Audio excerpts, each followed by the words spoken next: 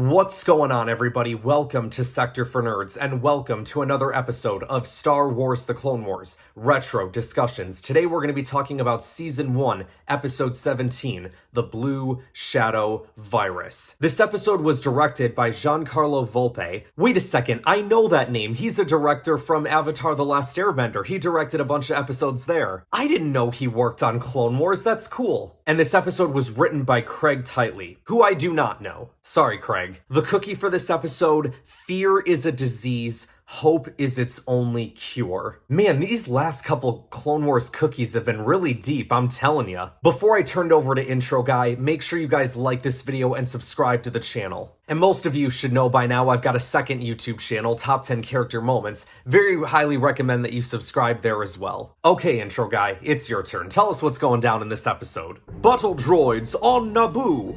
As the Separatist rebellion rages throughout the galaxy, even peaceful planets are threatened.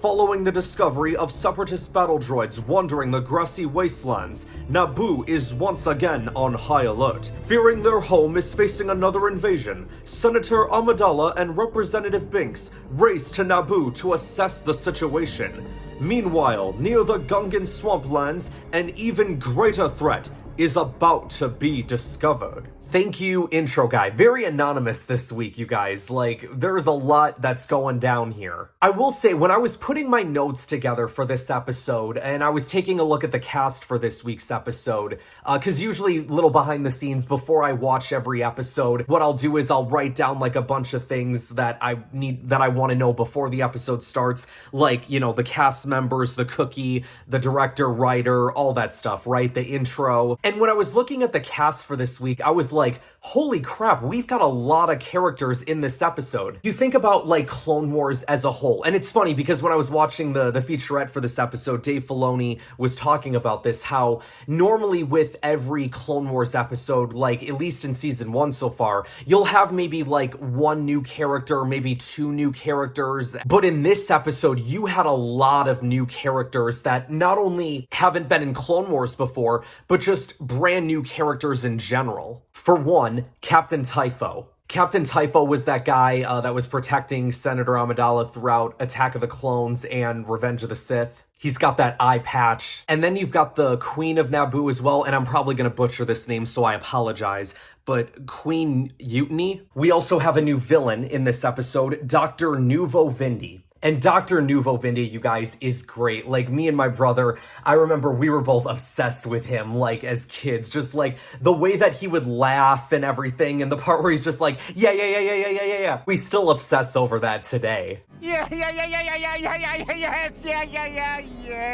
He's like one of the more low-key villains in Clone Wars, I'm telling you. But again, like introducing another new villain, kind of like with General Lockdard, right? It gives our heroes someone different to go up against, someone else to defeat besides just like Grievous and Ventress over and over and over and over again. Now, we also get Jar Jar in this episode, voiced by BJ Hughes, once again, who voiced him in The Gungan General.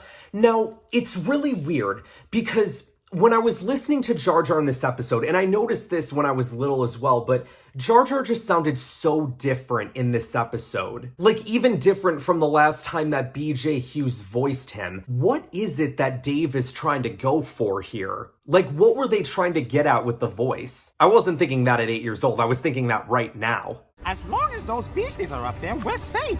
When they run, we run. You're not creating life, you're taking life.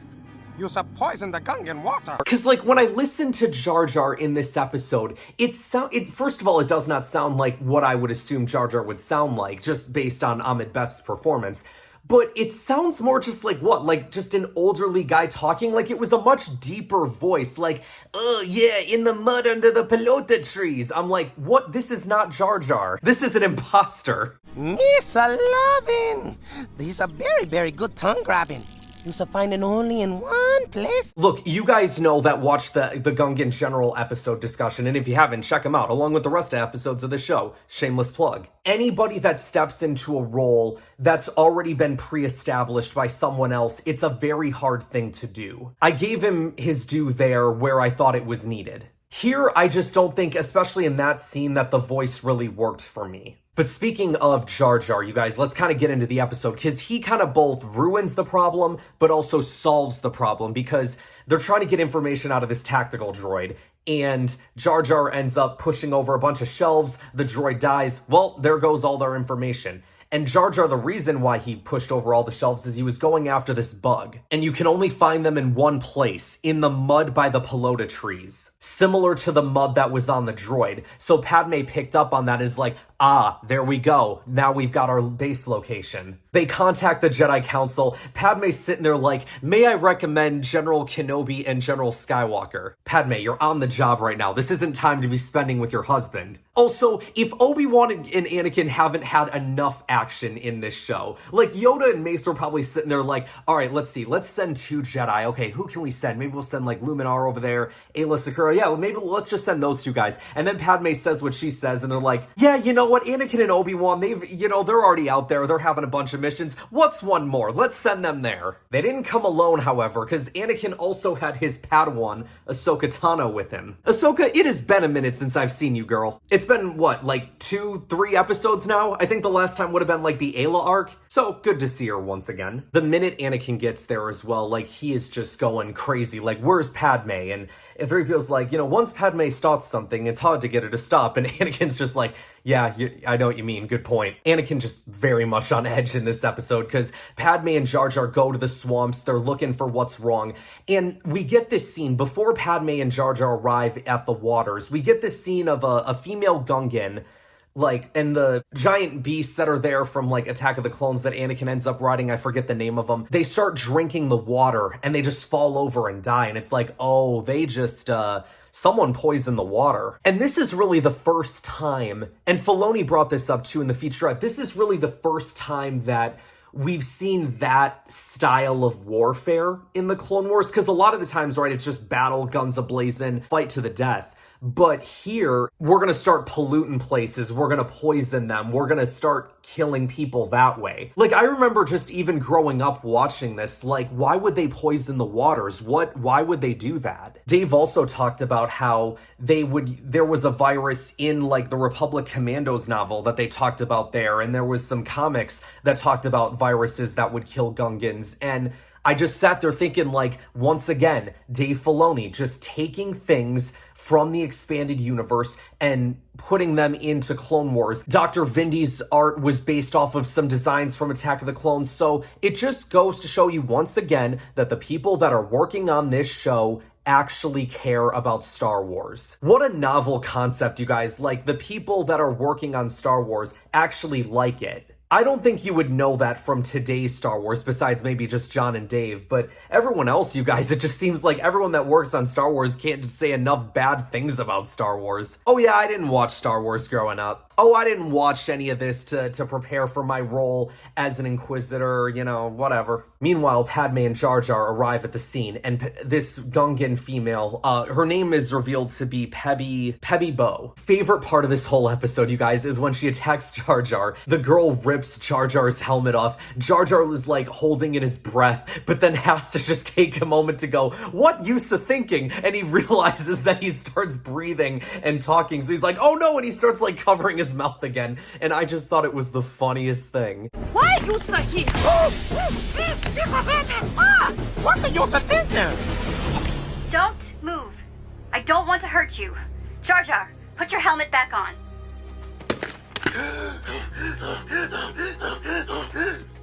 Yusa Okide is not in the air. It's in the water. We think the virus that made your animals sick came from the Peloti trees. Yusa follow this river. Yusa find the Yusa Peloti. But eventually Padme and Jar Jar, they make their way into the swamps, and they end up getting captured by Dr. Vindy and his apparent separatist forces that he appears to be working with. And we find out that the Blue Shadow virus is something that previously was something that could only affect water, but now this guy has perfected an airborne variant of it. So once Obi-Wan and Anakin find out about this, they're like, oh dear, if we don't stop these bombs from getting off, we will be facing a galaxy-wide plague. And Anakin, of course, once again, just getting super worried because he's like, Padme's in there. We got to rescue her. What if they or we set off a bomb at any moment? And Obi-Wan's like, it's better to have one planet infected than the entire galaxy. Because I guess the whole plan that Vindy had was he was going to pollute the entire galaxy with this virus. Ahsoka and Peppy go to find the lab, which they do, and then Obi-Wan and Anakin are like, all right, hold on, here's what we're going to do, because there's 3 entrances, right? So we're going to have you bomb the main entrance, right? And all the droids are going to come to your position. You're going to distract them all. Rex and his men will be there. They'll have your back. And then Obi-Wan and Anakin will go in on the sides. This exact thing happens.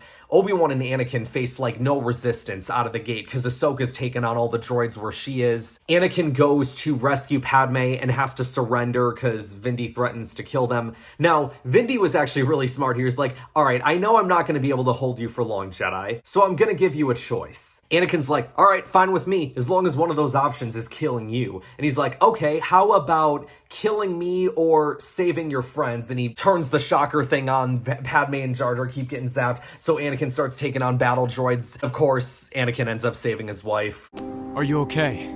Annie, how about the next time you rescue me before you kill all the battle droids? A little thank you would go a long way. Obi-Wan ends up saving Ahsoka because a bunch of destroyers get involved in the picture, and Ahsoka's like, crap, I can't hold them. And Obi-Wan's like, all right, needs some help, and takes the ground out from above and destroys them. Vindy eventually sets off all of his bombs, and I went, wait a minute, but weren't these meant for the entire galaxy, not just one planet? I don't know, maybe he thought like, crap, I'm compromised, my base is being taken out here. Vindy, though, like in his attempt to get away, he was actually doing himself a pretty good job because he kept throwing like these vials that had the virus in it. So like Obi-Wan and Anakin would be forced to like run and jump and catch him just to make sure that they don't hit the ground. One could make the argument, well, why not just use the Force? I think you also got to be careful that you don't crack the glass either, you know what I'm saying? Going back for just a quick second, I love the moment when Anakin and Ahsoka are talking via the communicators, and all of a sudden they just like run into each other like, oh, hey. Anybody ever do that before? Like you're on the phone with someone, like let's just say you're in like a store with somebody and you're trying to look for their location, and all of a sudden you just run into them right there? That's kind of what that was like. It's actually Peppy, the one who ends up taking down Vindy, not Obi-Wan, not Anakin. And the reason for that is because Ahsoka tells her at the beginning, right? Because she wanted to help, and Ahsoka's like, no, just make sure that no one escapes. And she did her job. Vindy was distracted with Anakin because he's like, all right, I'm just going to throw a couple vials, get on my ship, I'm going to get away, I'm laughing up a storm here, I got this. And then all of a sudden, oh, what the? But even after he gets taken down, he's just sitting there laughing like, oh, the bombs are about to go off and we're all going to die. And then all of a sudden they don't go off. And he's like, oops, what happened? The bomb's going off and we're all going to die.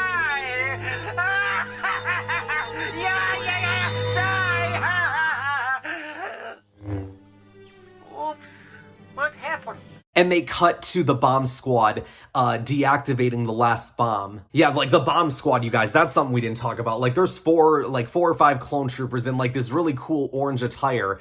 And I guess their specialty is just like they defuse bombs. And the dude's like, oh man, we got it. Plenty of time to spare. And it looked like there was only one line left. So maybe that was meant to signify like 1 second. And I find that interesting because he said like, oh, I had plenty of time to spare. And I think for us, right, like 1 second is nothing. But like if you're dealing with like, you know, equipment like that and you're trying to remove all these notches or doing whatever and trying to use as much time as you can, like every millisecond of time helps you, right? So for him, it was like, oh, 1 second, that's nothing. I've got whatever time is under seconds before that is. Like, he just knew. He's like, oh, I had a little bit of time left. But like for everybody else, it was like, oh my gosh, 1 second. Oh my gosh, we all almost just died. And Jar Jar ends up passing out and the whole thing was just funny. Have you seen Padme? She's right next to me. I'm okay too.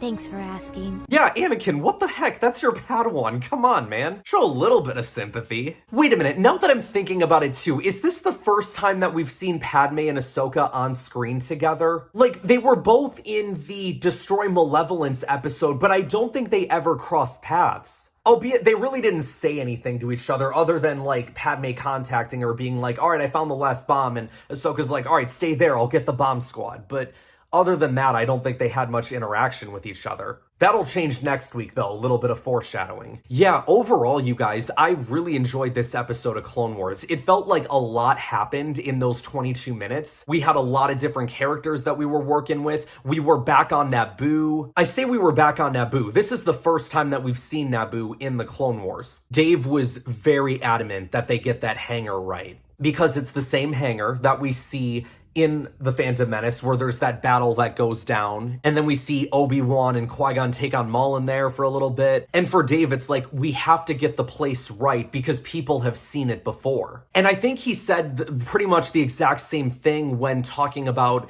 bringing Jabba's palace into The Mandalorian and the Book of Boba Fett. He's like, people have seen this before, so we have to honor it. Again, what a novel concept that someone that's working on Star Wars actually gives a crap about it. I love this show so much. Like, don't get me wrong, y'all know that, like, Clone Wars and Rebels have been my bread and butter, like, since childhood. But I think one of the things that's cool about Clone Wars is that I never went and watched all of these featurettes before, so getting to do that for the first time and, like, really seeing how much that Dave put into this show and how much everybody that, not just Dave, but everybody that worked on this show put into it, it's like, man, I wish there was this level of dedication in all parts of Star Wars today. So with that, you guys, I think that's all I've got to talk about this week. Thank you guys so much for watching. Next week, we are going to be talking about the next episode of Clone Wars Season 1, Mystery of 1,000 Moons. Thank you all so much for watching. Be sure to like this video, subscribe to the channel, share this video with others to help support the channel, and I will see you guys next time. Yes.